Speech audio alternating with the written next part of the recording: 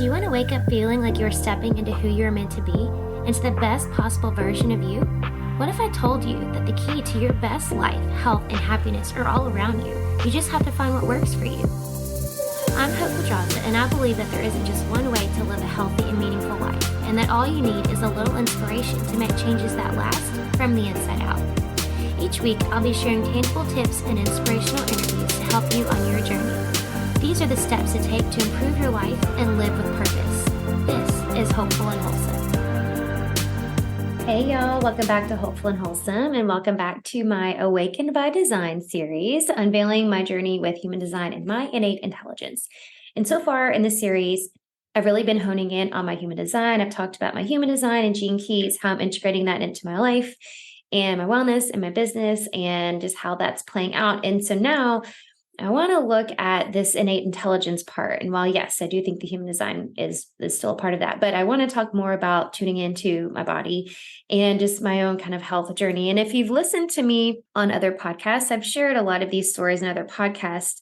But here again, let me tell you something I've learned about myself, right? I mentioned the superficiality piece, this part of this specific gate that shows up for me multiple times in my gene keys, and the shadow of superficiality of not going deep enough. I was talking to this one time to one of my mentors that I work with, learning gene keys and stuff. And I was telling her about my podcast. And I'm like, you know that this piece is showing up for me. I know it's showing up for me when I've shared more about me on other people's podcasts than my own freaking podcast and my own journey. And now if you know me, then, you're aware of this story. And I've mentioned pieces of it on social media and stuff, and I have talked about it there, but I haven't shared it all on not on social media. I haven't shared it all on this podcast. So I feel like this is an important piece to bring in. And this really is where my whole journey starts. I mean, it's having the body awareness and the body wisdom and learning all of those pieces. And it really starts with my own health story, my own health journey, and how that shaped me. I think it starts with my relationship with food growing up, that I've these disordered eating behaviors that I exhibited for a long time and worked through a long time. And part of it was me being in the dance world, right? Grew up in the dance world. I started dancing when I was just a few years old, and through all the way through college and into my 20s. And when you're in, especially then, I know it's still like that now, but I do feel like now we are seeing more professional dancers with real bodies and athletic bodies. And it is opening up new perspectives of what dancers can look like. But especially, back in the 80s and 90s, when we're also living in diet culture, and our ideal woman was like this waif thin model, right? And now it's just, things have changed a little bit. But anyway, I wanted this ideal ballerina body, which really was never going to happen because I'm short and petite, and I just don't have the tall, long, thin ballerina body. It's just not genetically, it just wasn't going to happen. But I wanted to do everything I could in my power to make it happen, right? So I think it was partly that. And I think the other part of it was me just having this perfectionist tendencies that came through. And that was what I strived for, is perfection, everything. I mean, I would be mad if I made less than a 98 on a test, right? I didn't make my first B until I was in grad school. Like, it was just me. Everything had to be perfect. I had strived for perfection, and anything less was just really disappointing for me. And I could say I was trying to make my parents happy, whatever, but I mean, it was me. I wasn't getting pressure from them to be perfect. Not in that sense anyway. And so I think it was really just me playing that out. And I think there's a lot of societal things and conditioning, I think, that played a part in it. And I think that just affected me in a really deep way.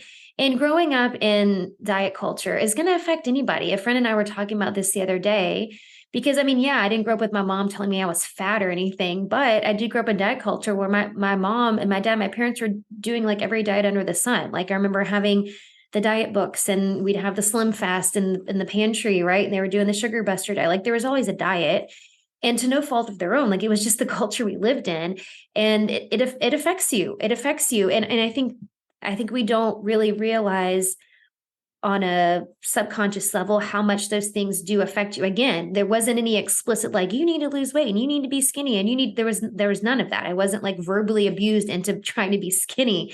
It was the conditioning. It was what I saw around me. It was happening around me. It was what we were surrounded by. It's the commercials on TV. It's listening to conversations with your parents. Like all of this stuff is going into your subconscious. And we just really don't, I think we really underestimate the impact that those things have, which takes me back to the episode I did on Gene Keys a couple episodes ago in this series, talking about how we really have to kind of untangle these things on a subconscious level, which is the powerful thing about hypnotherapy, hypnosis, is going into the subconscious and pulling these things out and why it's happening. And of course, I can see it now because I've done so much work, and, you do the inner child healing and you uncover the childhood wounds and all those kind of things. But at the time, of course, it's just like, I think you just accept it as this is how it is. And this is how I am. Right. And so the perfectionist, anybody who has perfectionist, I'm not sure exactly the grammatically correct way to say that, but if you are a perfectionist or you have those tendencies, there's a reason, right? There's a reason that this happens. So I think mine was kind of multifaceted, but for me, how I dealt with it was controlling food, right? So it was not eating, it was throwing away food at lunch and lying and saying that I ate. It was eating just enough to say that I ate and not, right. It wasn't full on bulimia or anything like that. And anorexia where I was starving myself for days at a time or anything like that. But it was just these disordered eating behaviors, right? And this also played a part in my gut issues, because the other part of my health story, it was my gut issues. And Lord knows, of course, these were related to each other. Of course they were. But I grew up with a lot of digestive issues and in and out of different doctors and colonoscopies and endoscopes and probing things all up and in me and down me and all the things, right? Here again, having these perfectionist tendencies, of course, it's affecting my gut. I was always anxious about showing up perfect and being perfect. Of course, it was affecting my gut. Didn't see that at the time, the connection between the two, but obviously I can see it now. But that played a lot too. So then there was also like this fear around some foods because I didn't know how I was going to react, right? Just I had a lot of pain all the time and I was uncomfortable a lot of the time and didn't really get a lot of help from the conventional medical world, just because I was, eventually I was diagnosed with IBS, which we know now is not a diagnosis, it's just a symptom, but there was no help offered. There was nothing offered. So, we did some allergy testing and it wasn't really until I took it into my own hands as I got older and, into college and after college that I really dove into my health, that I was able to make some real changes. And that was when I started reading books and researching and decided one day after I read a couple books on plant-based diet, I'm like, okay, maybe this will be the thing.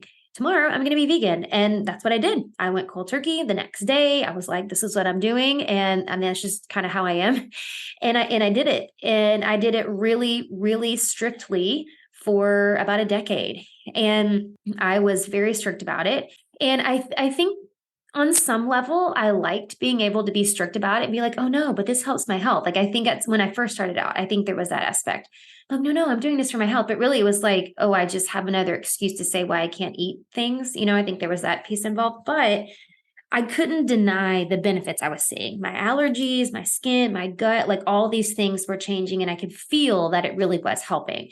And so at some point I had this kind of like aha moment, like, okay, there is something here to this like nutrition thing. Like, oh, nutrition really does help your body, right? And I'm not going to say it changed overnight and all of a sudden I was like, oh, I can help feed my body and nourish my body with food, because it wasn't like that.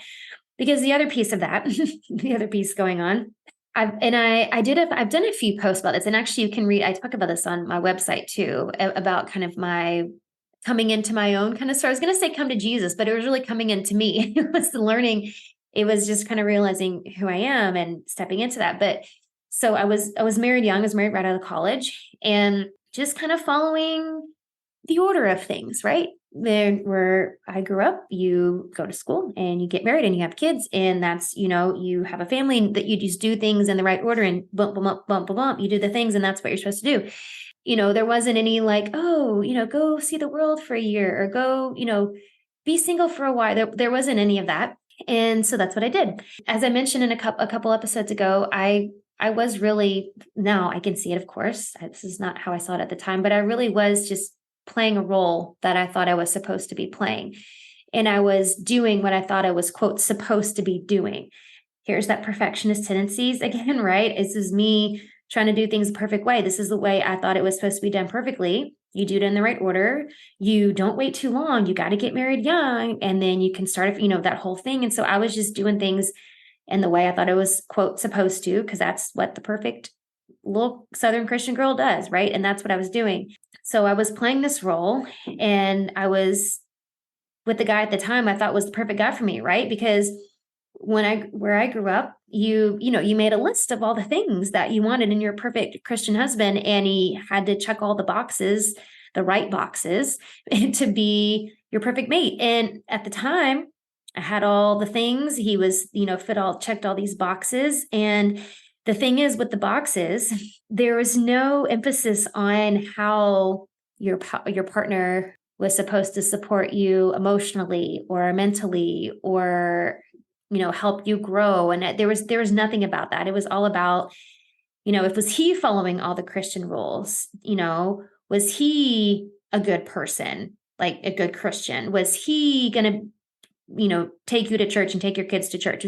There was nothing about, at least in my experience, I'm sure everybody has their own experience with this, but that was my experience. It was like, okay, is he following all the Christian rules? Okay, bam, then you can marry him, right? And so that was pretty much it. A few years in, he, long story short, he decided he didn't want to be married to me anymore, and ended up, exposing all of these things that he had been doing that I had no idea about. And it was really a wake-up call for me, because my world totally crumbled. And I've told this story a handful of times on podcast episodes talking about this, because my world was literally turned upside down. To me, getting divorced was like the worst sin ever. You can't do anything worse than get divorced. That's, at least where I was taught when you went to church, that was divorce was horrible. You don't get divorced. That's a terrible thing. And never saw myself getting divorced. Never saw myself having to start over. Like, I didn't even know what that meant. So yeah, it's totally crushed. And I had this friend at the time. It's funny, how people come in and out of your lives, and the purpose that they're there. And, we eventually lost touch, and we don't keep in touch anymore, but she was in my life at this time. And I know she was there for this specific reason, because she helped me a lot through this. But she said to me one day, it was very blunt.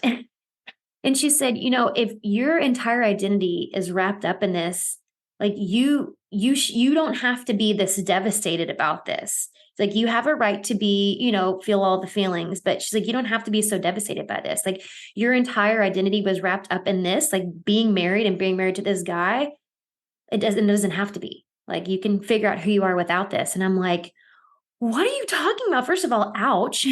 Second of all, like, I don't even know what you're talking about. Like, this didn't compute at the time. And sometime later, I did finally realize what she was saying. And this was, I do have a point to this story.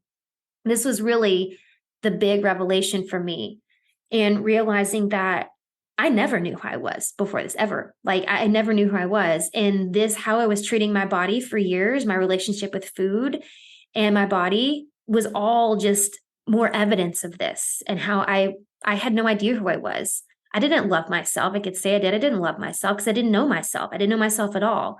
And I'd completely lost myself in this vision of what I thought this, quote, perfect life was supposed to look like, was going to school, right? When you get done with college, you get married, and, all these things. And all of that was just like poof, gone, and like so fast. And so I didn't know who I was. And I didn't know who I was without this, playing this role that I was playing. So I think that was really kind of the beginning of this inner spiritual journey that I've been on. And that was over a decade ago, because it was really the first time that I realized, and it wasn't right away. It was sometime later, but things unfolded. And as things unfolded, and I was single for a while, and I was, meeting friends and meeting people and stuff, I did realize, like, I was starting to evolve and change, and realize, like, I had opinions about things that I didn't know I had, and I had beliefs about things that I didn't, right? And I had, opinions that were different from what I was taught about things. And I realized, like, oh, wait, I am like my own person, and I actually can form my own opinions about things, and I can feel a certain way about things, even if people disagree with me, right?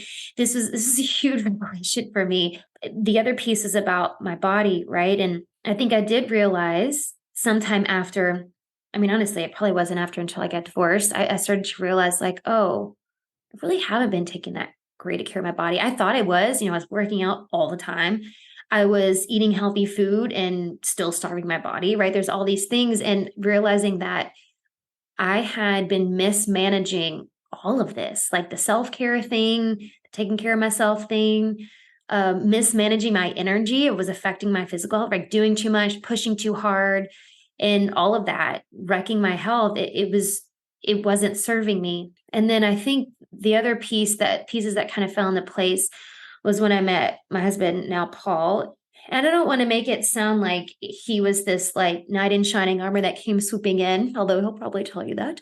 But I think for me, and I, I really love our story because we really were friends first. Like we were friends, and I know a lot of people say, "Oh yeah, we were really good friends first." We really were because we were trying to set each other up with our friends. Like we weren't even trying to date or anything. We were trying to set each other up with our friends, and we really were friends for a while. And we hung out as friends a lot, and just the friendship with him, really, I had never had anyone see me for me and be okay with me how I am, right? Like accepting all these parts of me that I felt for some reason, again, there's things that needed to be untangled and peeled back, the reasons why, but for reasons I was ashamed of certain parts of me, certain aspects of me, and certain things that I did, and certain, ways that things I believed and that kind of thing. And he accepted me for all of it. And I don't know if I'd ever had somebody that accepted me like that. I mean, yeah, I've had friends who have, but it was just like on a totally different level. Like he saw me in a totally different way. And because of that, I started to see myself in a different way. And I started to realize that I really, really, really never knew myself. And this was me getting to know myself and learn who I was. And I started caring for my body more and loving my body more, and really shifting my relationship with food and how I saw myself, and kind of letting go, or at least I'm not going to say this is a quick thing, but at least like loosening the grip on a lot of the perfectionist tendencies. And this was another big step. And this was kind of leading me into this next part of kind of this spiritual journey for me, because I realized as I started to take care of myself and bring that awareness, the awareness piece was huge. It's bringing in more body awareness, because I was tuning in more and I was listening to my body more. I was realizing all these things I was tolerating for so long, like feeling tired and not having any energy, feeling stressed, constantly pushing, constantly just go, go, go, go, right? Feeling like I can't ever catch up, and feeling like I have to work harder and harder and do more and prove, right? The proving thing was a huge one for me. Like I got to do all these things to prove XYZ, right? Sometime in my well, no, really, it was sometime in my early 30s is and yes, I could feel things start to creep up. All these things I was tolerating, right? I was getting sick all the time. I was getting injured all the time. So I was running marathons and stuff at the time. But it was me. I just kind of shoved it under the rug. Like, oh yeah, I'll deal with it later, whatever. This is a big one. And honestly, it wasn't until I was going through the FDN program, and this was some years back. This wasn't even that long ago, that I really saw what's happening. Now I knew because I could feel it. And I am, I have really good body awareness. So I could feel it. I knew things were off, and I knew things needed to make a shift. And I was really actively working on trying to at least let go some of that like go, go, go mentality and energy that I had of constantly pushing and forcing. And I was having a really hard time. This was also before I found human design. And when I went through the FDN program, I had to do all the labs and stuff with myself. And holy cow, the labs came back and I'm like, oh, okay, like now I see what's been happening to my body. Because here I am thinking like, oh, I'm this picture of health, and I eat healthy foods and I work out all the time, and I've got a freaking studio for that. Like I've got a business around like health and wellness and all that. And my cortisol levels were like in the toilet. My adrenals were hanging on by a thread. My gut was, now granted, you could definitely tell I had done some work on my gut, but it was still, there was some stuff going on there. Like there was things going on. And so when I saw it in black and white, this is why I love the work in FDN, because like you have it in front of you and you're like, oh, okay, I can't deny it now because I'm seeing it here, in black and white right in front of me. This was another wake up call for me. And this where I was like, okay, I really gotta make some changes. Like my adrenals are gonna completely die if I don't do something about this. And it wasn't long after that, really, it was probably around about the same time, that I was really diving into some more spiritual work within myself, and where I found human design. And it was really the combination of doing the physical work on myself and kind of going through in the program, taking myself through the FDN protocol, all of that, dialing into my human design and understanding myself at this whole new energetic level. that things really started to shift. And tuning into like, it's my human design. It was listening to my sacral, like, and knowing what that feels like. It was listening to my body and actually acting on it. I remember thinking when I, started taking action, like, okay, my body is telling me that it's tired and that it doesn't want to run today. Or man, some things are kind of feeling achy. I feel like I need to take it easy and, from the workouts for, a few days, whatever, or probably need to take a couple days off. Like taking a couple days off or taking a few days off from working out would have totally like sent me down in a spiral if I would have done that before. And now even thinking, I thought about this to myself when I was in Africa over the summer. I was gone for 10 days. And yeah, I mean, I did, we walked around and stuff. And I did do a few workouts in my room. Like I did yoga. Sometimes it's nice to do yoga with like a nice, background stuff. But going like days without working out, I would have never, ever done that. My 10 years ago, my decade older, younger self, I would have gone mad. Recognizing these changes that I've seen within myself and listening to my body and actually acting on it. And I also recognized this not too long ago, like when I'm listening to my body and how much I would have like judged people for that before, like just push through, like just power through.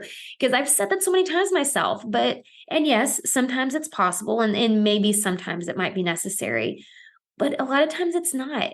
And when you're able to actually listen to your body and act on it and take time for your body, like take time for self-care and do what feels good for your body versus what I think I should, quote, should be doing. And that's the other thing, the biggest thing for me, and really learning who I was, because for so long, I talk about shoulding yourself and living by the shoulds. You hear that phrase a lot. I didn't make that up. You hear that a lot. I mean, I lived my first, 20, however old I was, 21, 22 years of my life doing that, or no longer than that, because it's even after I was married, 25 years of my life doing that. It really was what was disconnecting me from myself and knowing myself and understanding myself and the depth of me and who I'm here to be and how I'm here to show up in this soul purpose that I have. I mean, honestly, I really don't think, and I think about this often. I think about people who get stuck in this pattern of just living by the shoulds and living with all these rules that they think they have to follow and conditioning they think they have to follow, and that how much that holds us back from what we're here to do. Like I think about what the world would be like, what would exist if all of us were able to have this type of spiritual journey and spiritual awakening. Like what kind of world would we live in where we weren't just following rules and societal norms because we think we, quote, should. No, I'm not saying like, everybody go do, commit to anarchy and like, whatever. But what I am saying is we really hold ourselves back and we really play small when we don't tune into that inner guidance system. For me, it's that, right? My strategy is my sacral at a few different places, but it doesn't matter what your strategy is. We all have that inner voice. We all have that intuition, that inner guidance system, that divine wisdom within us that tells us and that speaks to us if we're willing to listen. And if we're willing to throw the societal norms out the window and tune in, like, no, what do I want? How do I want to live my life? What do I believe? Not what was I told to believe, not what was I told was right or wrong or whatever. What do I believe in my soul? At a cellular soul level, what do I believe? What do I want? What do I want to do? How do I want to live my life? What do I want my life to look like? Not what I think it should look like or what my parents want it to look like or what my grandma wants to look like or my community, whatever. If we were able to throw that rule book out the window and tune into that inner guidance system, when we've been able to go deep within ourselves, understand ourselves at that deep soul level, like, what does that look like? Like, what would the world look like? I just have this vision, and this is what like drives me to do what I do. And it drives me to keep evolving as a human for myself and within my business, because I have this vision of being able to bring that, like what I'm talking about. I want people to experience that And the freedom that comes with that, right? The freedom, I've talked about that so much, is so much of that showing up in my chart. Freedom is such a big thing. And I want people to experience that. And what a ripple effect that can have when we're able to untangle all these things that keep us playing small and keep us restricted and keep us from really shining our light on this world and what we're here to do. It's huge. This is the magic of the work that I'm here to do and that I want to do, that I am doing and that I'm going to do. This is all of it. And it's tuning into my body, listening to my body, listening to the signals, starting to work on, preventative things rather than waiting until something goes wrong. That's another big thing.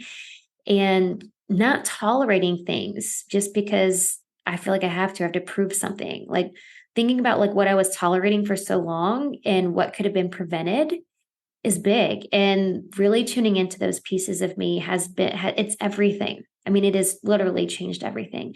And it all started with me wanting to learn more about me and me tuning in to my body and actually listening to it. And that's what I want to bring y'all. I want to bring y'all this program that I started talking about the other day that's coming off the tail end of this. This is what I want for you. Because here's the other thing. You don't have to have this like rags to riches story to have this spiritual enlightenment. Like you don't have to suffer and struggle and have this hard like healing process. It doesn't have to be hard. It doesn't have to be long. It doesn't have to be complicated. When you open yourself up to what's possible, when you really tune into this innate intelligence that we all have access to, we all have access to this. When you're able to, you give yourself permission to tune into that and you open yourself up to the possibilities, the sky isn't even the limit. Like you can't even imagine what's possible for you. And so in the Innately Aligned Entrepreneur Program, this is what we're doing, right? We're combining this wisdom of human design that I've been talking about. We're combining it with the wisdom of the body, this innate intelligence that you have within you. We're helping untangle the pieces that maybe you have some limiting beliefs or things that are kind of blocking that innate intelligence, or you feel like it's blocking that innate intelligence. It's there. We all have access to it. It's inside every single one of us. We were created with it. We were created with this little piece of God that's within us, right? We all came from nothing. We were all formed from the same materials, right? That the stars and the planets are made of, right? God it's all a part of us. And so we all have access to that inner guidance, God's voice, universe, whatever word resonates with you, that voice is in us. It's being able to pull that out and kind of peel back the layers that may be kind of suppressing it or restricting it, or, whatever word, blocking it. If you want to say block, I don't really love that word, but we feel like it's being blocked. And the hypnosis piece really is a huge piece of this. And I've mentioned that this is a big piece I'm bringing into this program, and it's combining the gene keys and the human design and the hypnosis in these sessions to really help us untangle these pieces while you're learning about your human design and this innate wisdom you have with working and moving and living according to your cycle, this body wisdom that we have that helps us to be able to manage our energy and our mental capacity and our spiritual health. There's so many things that it's affecting to live and work with ease and flow, and how that affects you and how you're running your business and how you're showing up in your business. Because when you can really align your life and your business to your human design and your innate intelligence, you can't even imagine what's possible for you. And that's what I'm creating in this program, the Innately Aligned Entrepreneur. So I have some links in the show notes that you can click and you can learn more. The doors are officially going to be opening here in the next couple weeks. And so I want to invite you to check out the details and contemplate if what I'm saying to you, especially in this series, is speaking to you, you feel a little nudge, then just read about it and contemplate it and just see what happens on the other side. I will be back in the next episode to talk a little bit more about body wisdom and your innate intelligence. See you next time. Thanks for listening to Hopeful and Wholesome, y'all. If you found value in this week's episode, please subscribe on iTunes or wherever you listen to your podcast and leave a review to let me know what you thought. I'd love to know what you find useful in these episodes so I can know how to provide the most value I can to my listeners. And if you have topics you'd like to know more about, I'd love to hear those as well. So shoot me a message on Instagram, Facebook, or LinkedIn. It's @TheHopePedraza, or you can visit my website, hopefulandwholesome.com. Thanks, y'all.